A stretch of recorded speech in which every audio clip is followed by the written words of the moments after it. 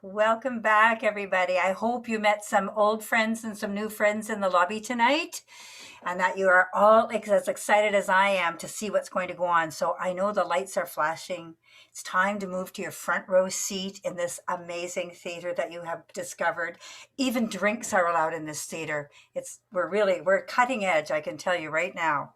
So you've been lucky enough to get a ticket to what we are thinking of as the final technical rehearsal. If you've never been to one of those, oh, they are amazing. So if this is your first time at a final technical rehearsal, get ready, because you never know what's going to happen. And that's the cool part. And even though people have rehearsed, we never had you guys here. So who the heck knows what you're going to do? We don't know. So we're going to see how it all goes. That's kind of exciting. So this is the very first live performance, the online version of The Doors. It truly is an experiment, believe me, in many ways. We've been using the Zoom technology to enhance the story of The Doors in ways that are much different than it would be in person. And of course, here today, you are that new piece of the puzzle, this thing called an audience, for goodness sake. And since this is an experiment, you have a role to play. We can't hear you right now. Well, you can't hear me? You can hear me? Yeah, we can't hear you. I can hear you. I hear her. Okay. I hear you. You only, Alex. Everybody hears me okay? Good. Sorry, never mind. That was me. I think you're good. Maybe turn your sound up there. That's the first thing. That's what happens at a tech rehearsal. Your lighting guy doesn't have ears. But that's okay. You all have a role to play. So if you do get kicked out of the theater, transported out of the theater in some manner that you didn't expect to, you can try to get back in. Michelle will be watching the door and she'll try to let you back in. So that could happen. But if you can't get back in, well, you'll know there's going to be a recorded version of this at 7 a.m. Eastern Standard Time tomorrow morning. So you might just want to pop into that one if you can. What else? We will be sending out links to this recording, hopefully next week, so you'll be able to watch it yourself in your leisure time. Those people who are part of the performance tonight would love to see what's happening from your view, and you may want to see this again too. You're also going to be invited to the final performance of The Doors that's being offered by Trinity Church on March 21st at 8 p.m., and you'll get information about that, so you can sign up to go to that. And that performance will be very different than this one, because that's going to be recorded in advance. So quite different than this live, where we're taking all the risks tonight. So it's very exciting. So a little technical update. You've now been muted. You're all muted, and you shouldn't be able to unmute yourself, but don't try, just in case we didn't do that.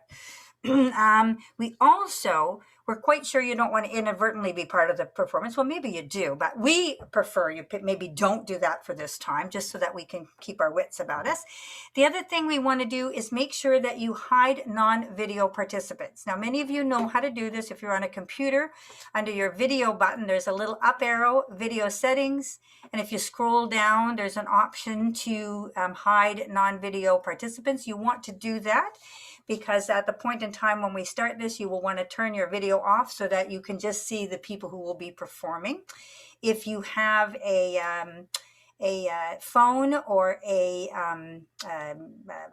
different device, I think a tablet or whatever, it's in a different place, and it says, it's up in the corner, I think, sometimes left, sometimes right, but it says show non-video participants, so it's the opposite. So I'm going to give everybody a minute. I'm going to let it be, to see if you can make sure you've done that. And the way to test that is if you turn your video off and you disappear, that's a good thing. We will give a little bit of, and we will know, we'll be able to, now just don't worry. If you can't figure out how to do this, we have some tech people and they can probably do it for you at some point in time. So we will make sure that we get all that done.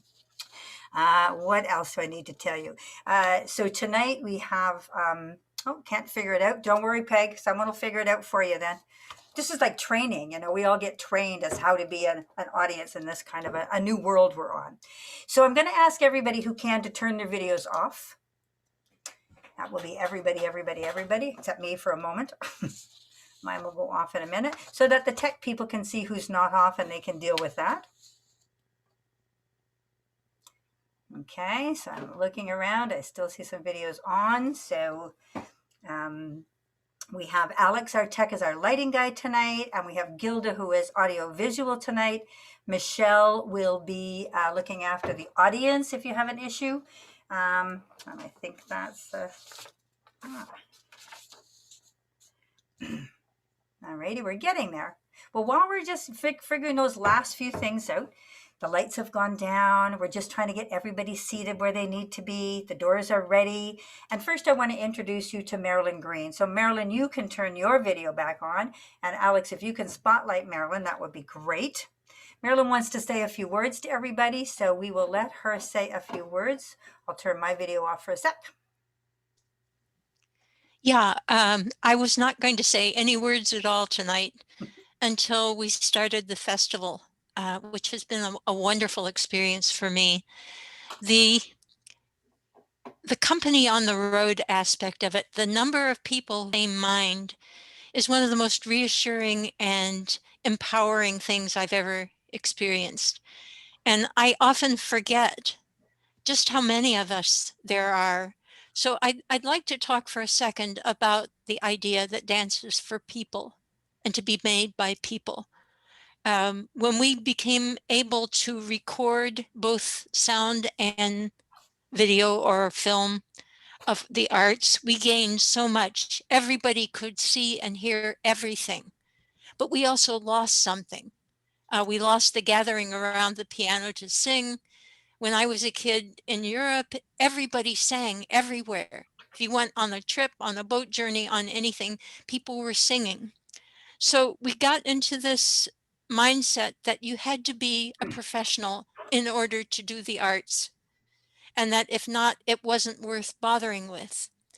And to hear from all these magnificent people that that's not the case, that tribal arts, whether they're urban or traditional or whatever, are genuine works of art that can move and change people and can enhance the artistic experience enormously, is one of the most wonderful things I ever experienced at the Sacred Dance Guild gatherings.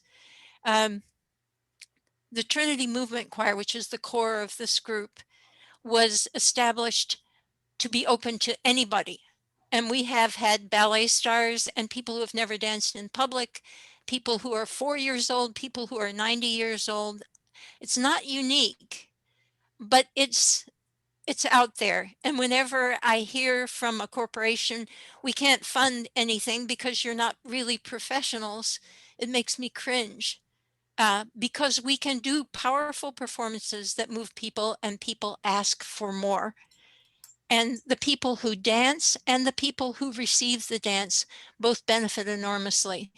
So one of my roots is in Laban work, and one of my roots is in Butoh.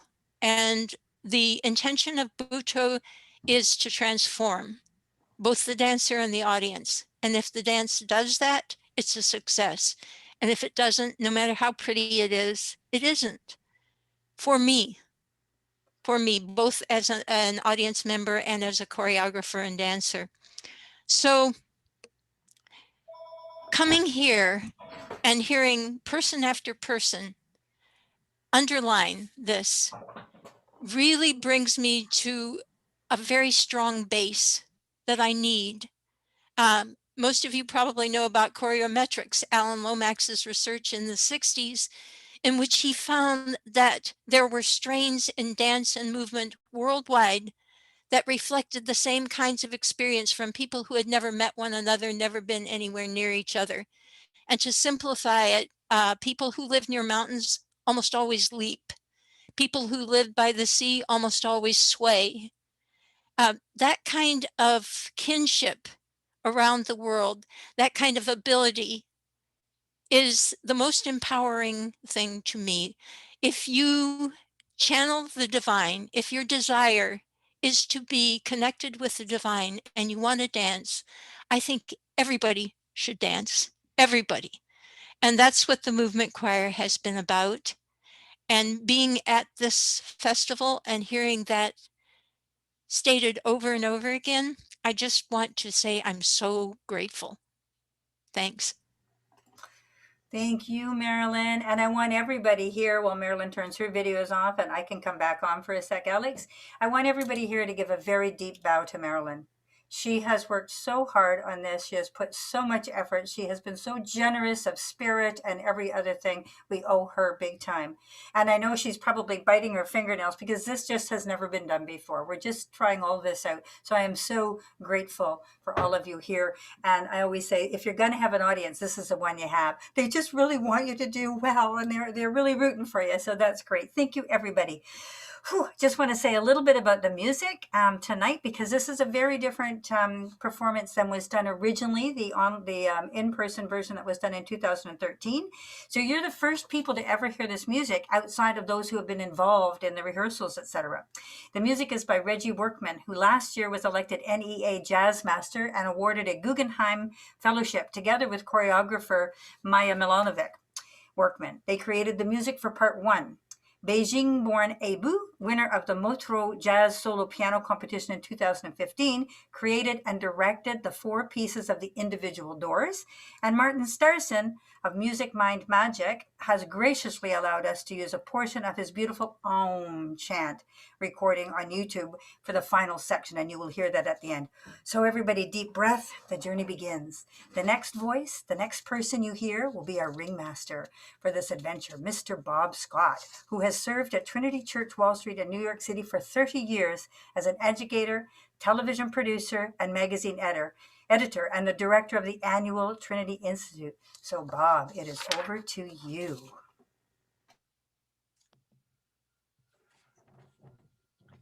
Welcome. There are things you know about and things you don't, the known and the unknown, and in between are the doors. As a child of 4, William Blake saw God put his head to the window. At 9, he saw a tree full of angels. His parents scolded him. "Stop lying," they said. When he was older, he wrote, "If the doors of perception were cleansed, everything would appear to us as it is, infinite. For we have closed ourselves up till we see all things through the narrow chinks of our cavern." But tonight, these doors to infinity will open one by one. The door that's green, the color of spring, is birth. The door of royal gold is the door of death. The one that's blue, the color of sea and sky, represents fear. Red is the color of fire, and its door represents love. First, the dancers will present life as we live it. Emotions and perceptions will collide in random chaos. Without contraries, there is no progression, Blake wrote. Attraction and repulsion, reason and energy, love and hate are necessary to human existence. Then in the second section, the doors will open one by one, and you will choose the order. This process represents the cleansing of our perception. Then a final Om will represent the centered place available to us when the doors of perception are cleansed. I will see you later, and for now, welcome the chaos.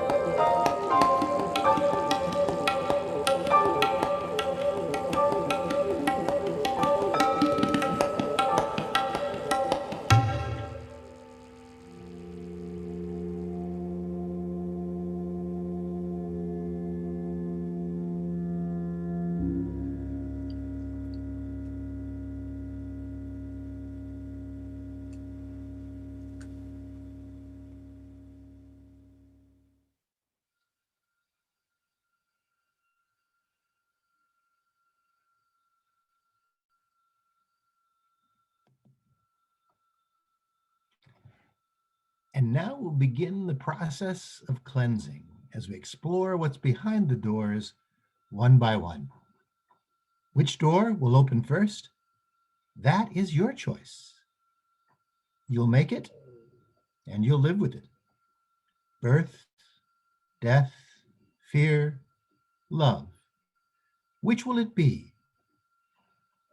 In a moment, you'll see a little box, not so tiny, box on your screen. Choose which one you'd like to open first. Tell me what you'd like to do. I think birth is the clear winner and a very nice place to start. Life is full of births, some literal, some spiritual. Birth is a beginning. It's an opening door itself. Blake knew that the essence of birth could be joyful or it could be sorrowful. In Infant Joy, he wrote, "I have no name, I am but 2 days old. What shall I call thee? I happy am. Joy is my name. Sweet joy befall thee." And then in Infant Sorrow, he wrote, "My mother groaned, my father wept. Into the dangerous world I leapt, helpless, naked, piping loud, like a fiend hid in a cloud."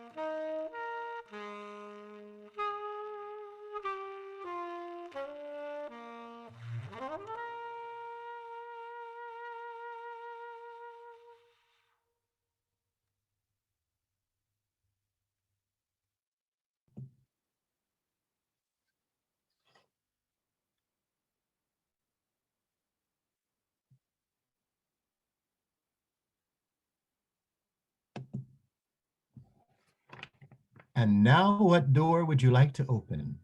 Use the box on your screen and tell me your desire.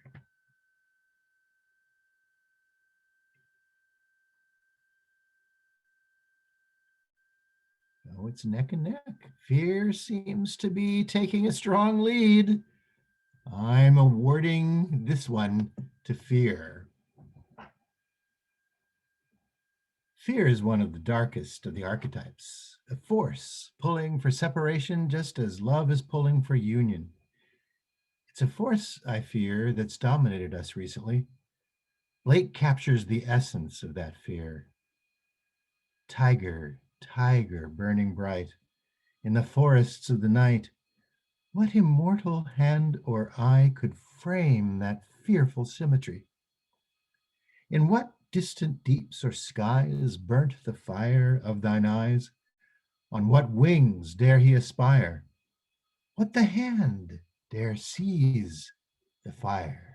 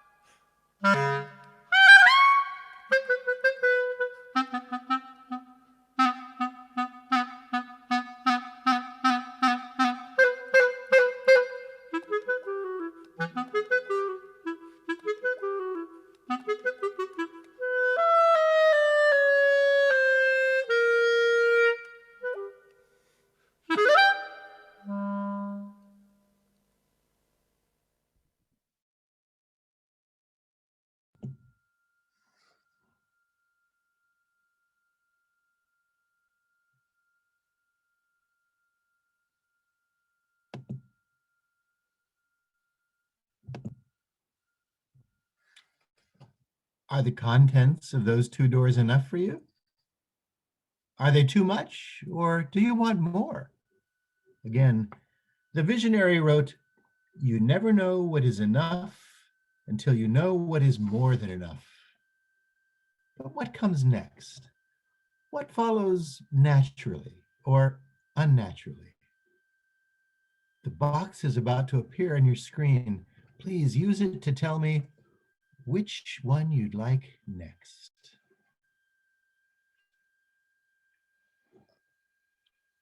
Looks like for the moment, death is outpacing love. So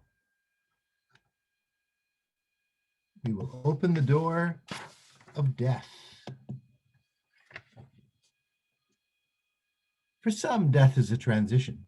For others, a portal. For some, an end. For all, a mystery. Something dies whenever a door is shut. Perhaps the reason we fear death was because it reminds us that no matter how full of life and beauty any moment or thing may be, we cannot, we must not hold it forever. Blake wrote, "He who binds to himself a joy does the winged life destroy. But he who kisses the joy as it flies lives in eternity's sunrise."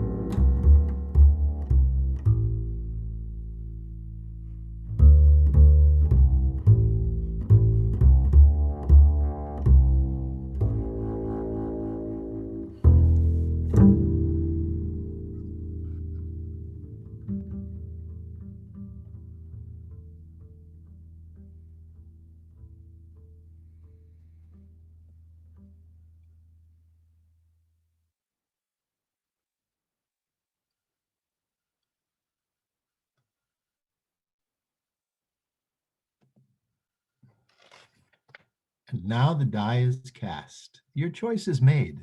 The final door is red. Love. Love is many things. Romantic, yes. Also filial, communal. Love for those who are unlike us. For life itself. Love is yearning. For mystics like Blake, love is the desire for union. Union with God, with one another, with everything. Another mystical poet, Jalaluddin Rumi, wrote, "You are the essence of the essence, the intoxication of love. I long to sing your praises, but stand mute with the agony of wishing in my heart."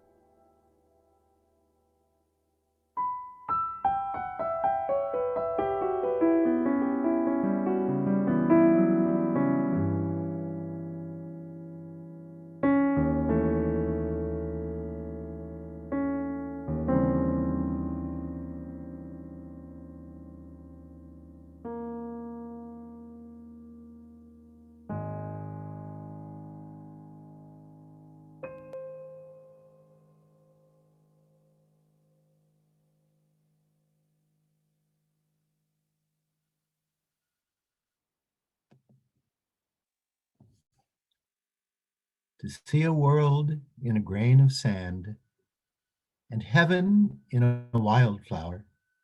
Hold infinity in the palm of your hand, and eternity in an hour. This hour's journey has brought us to the final Om. For the best view of this final section, please be sure your view is set to gallery.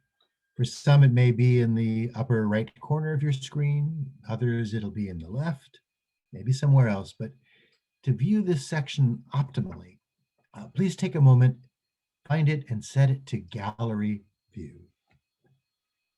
And remember always the wisdom Blake the visionary bequeathed us. If the doors of perception are cleansed, things will appear to us as they are, infinite.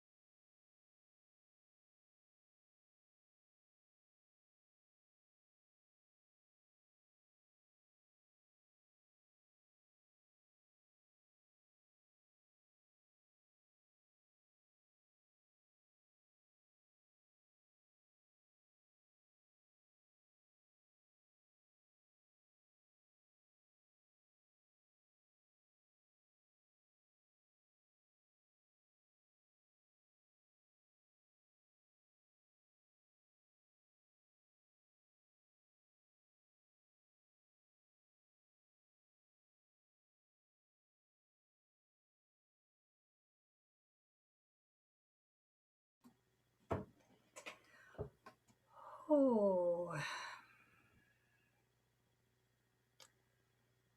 So a moment, everybody. Birth, death, fear, and love.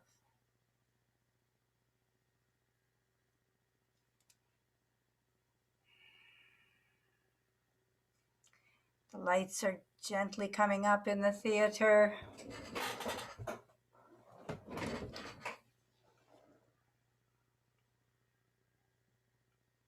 We can turn your videos on.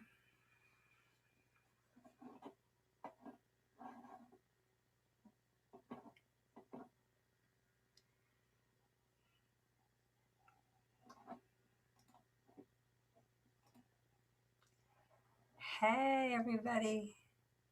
Yay. Yeah.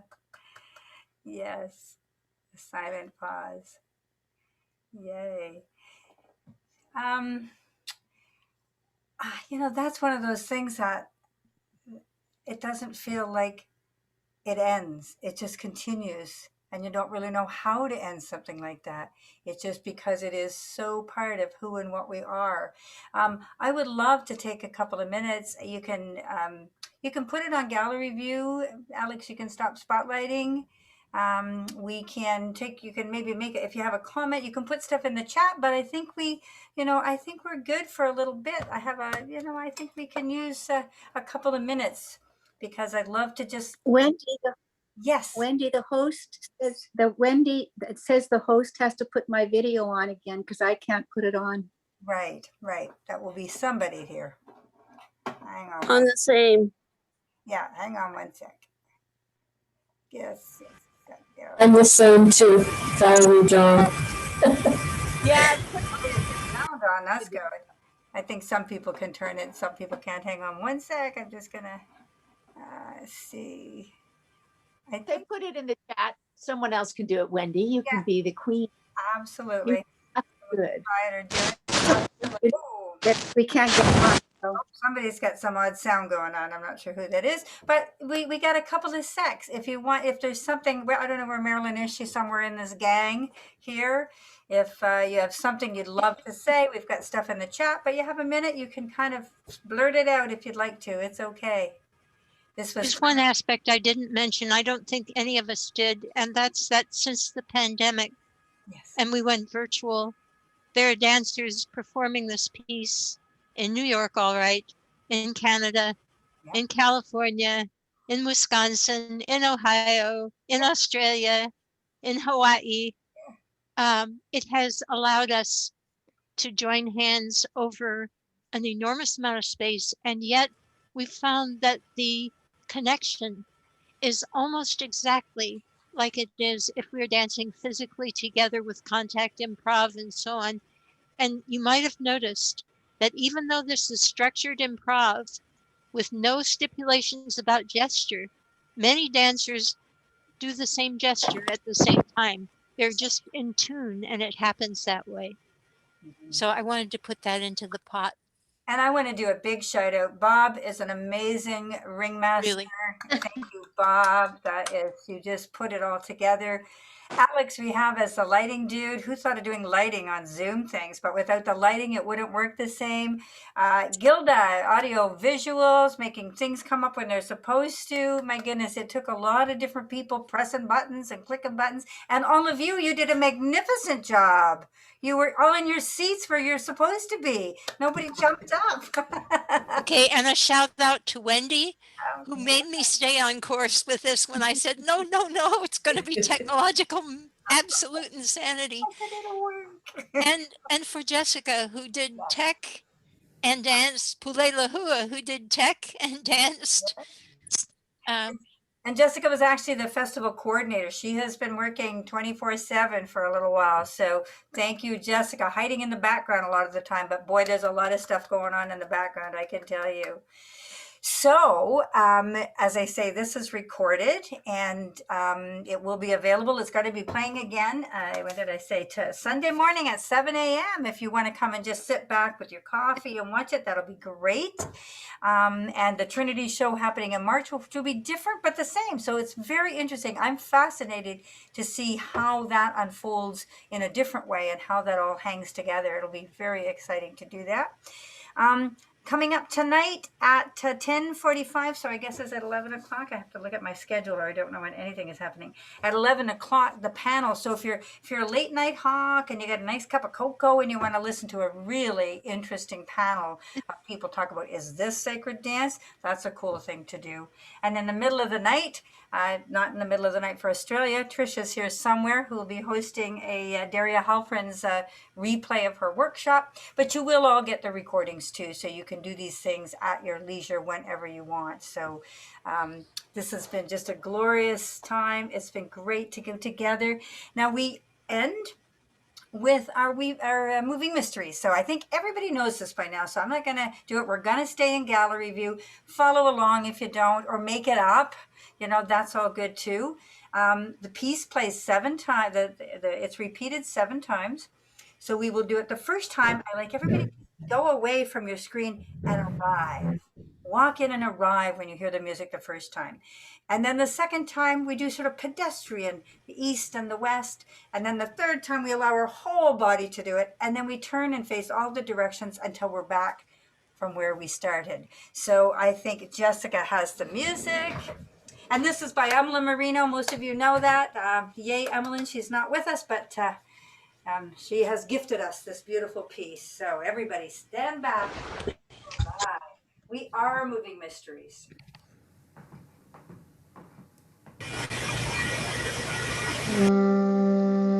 Right.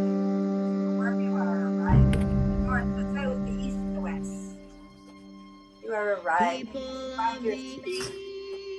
People of the West, come dance in the rising of the sun.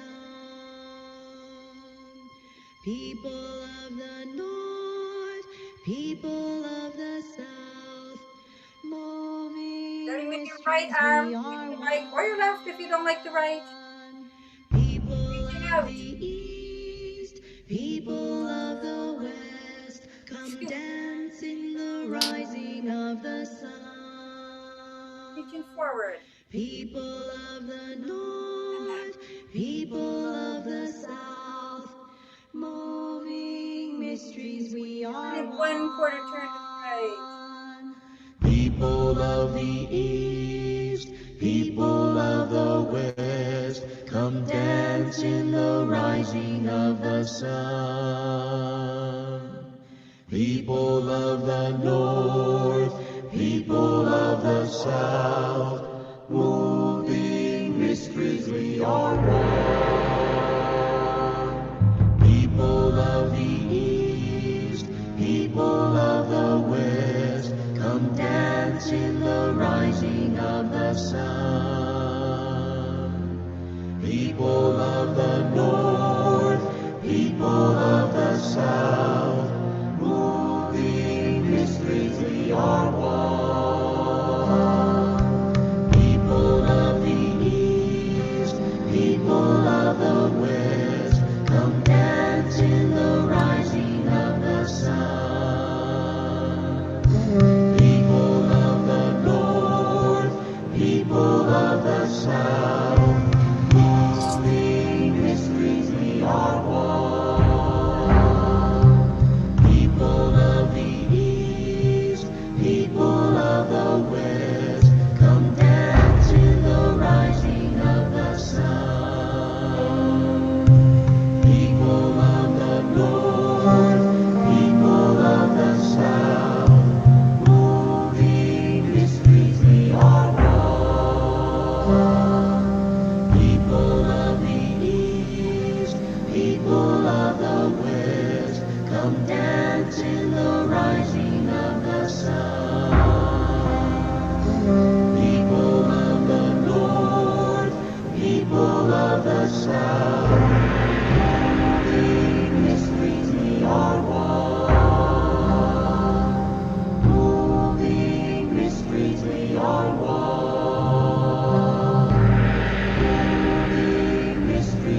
are one. We are one. Thank you all so much for being here, being a part of this amazing thing. Have a wonderful, wonderful rest of the whatever it is for you.